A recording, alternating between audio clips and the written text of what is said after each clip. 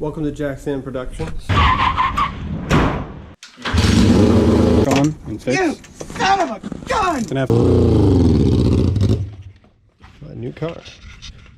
It's Haggard! Yeah. Crank it!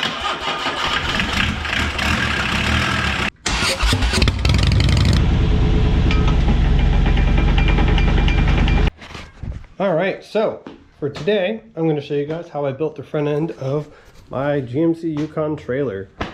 So as you see, we're kind of in the future here, but in this video, you're going to see me chop up and modify the hood and the fenders and building the new core support for it. It's not quite finished, but this is where it's going to be for today. So let's jump into it.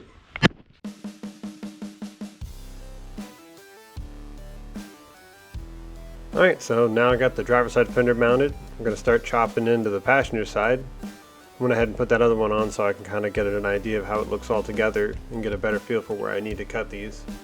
Because for this passenger side, I've just kind of mostly eyeballed it. Did some basic measurements, but overall just kind of eyeballed it to see what would look best.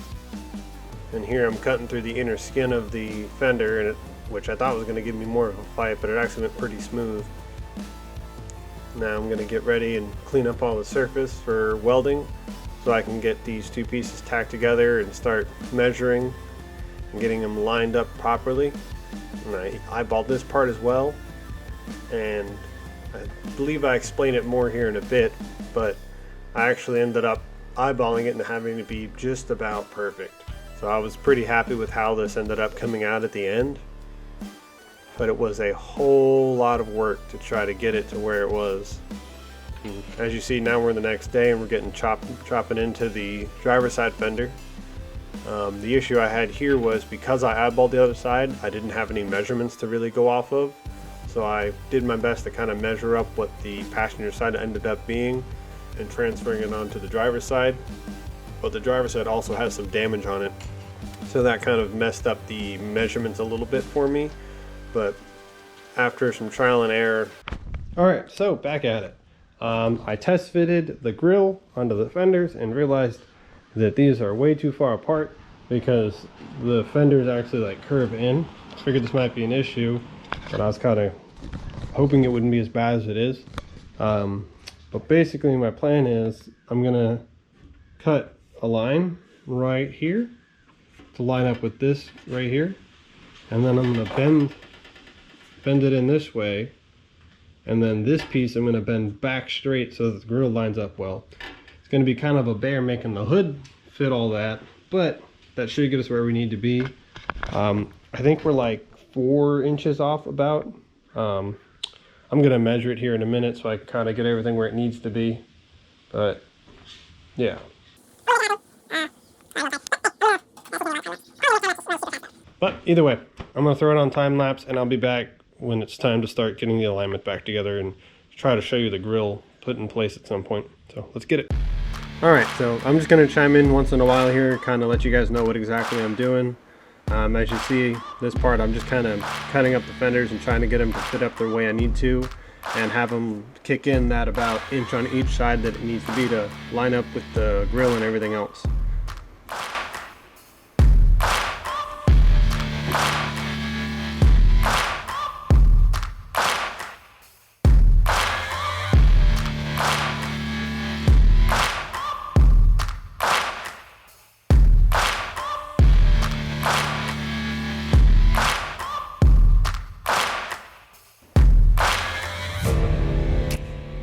Alright, so now as you see, we got the front of the fenders on, getting them all nice and tacked in place here, trying to get them all squared up best I can. So now we can move on to the hood.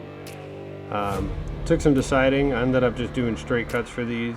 I was thinking about doing like a V-shaped cut, trying to make the lines match up, but after doing some measuring I found out that it wasn't really going to work out the way I wanted, so a straight cut just made the most sense and it was the least amount of headache.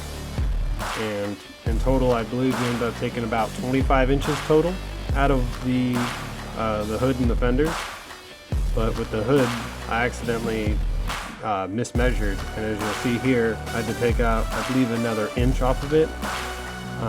And then it ended up fitting almost perfect after that. I had to do a little massaging, but as a whole it ended up fitting up pretty good.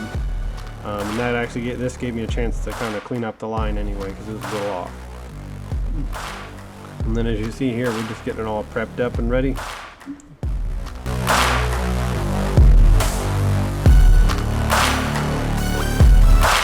So what you were seeing back there with the welding is the back section of the hood. I had to cut a notch into them to meet up how I made the fenders cut a notch in. I had to make the hood match that. And then now I'm just tack welding it into place and test fitting. And then there's just gonna be a ton of welding here. So bear with me.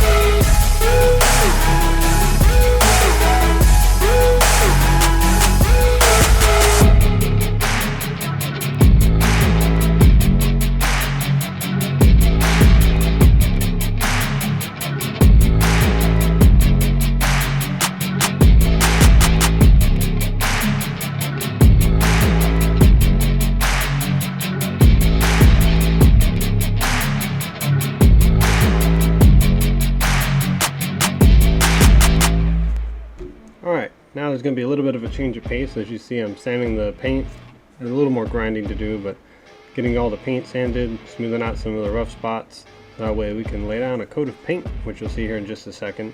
Gotta clean the surface a little bit and everything. Yeah, gotta tape everything off. But I was very excited about this part because it looks way better with paint than it did with bare metal.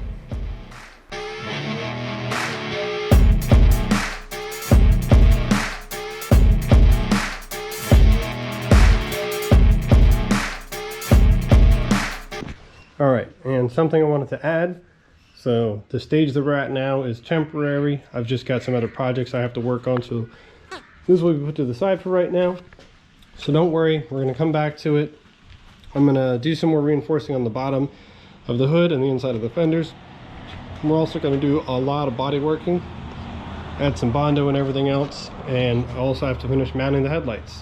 So, but like I said, other projects that have to get done. I need to get the new transmission rebuilt and put into the Yukon that's going to tow this. So yeah, yep, that's it. So bye.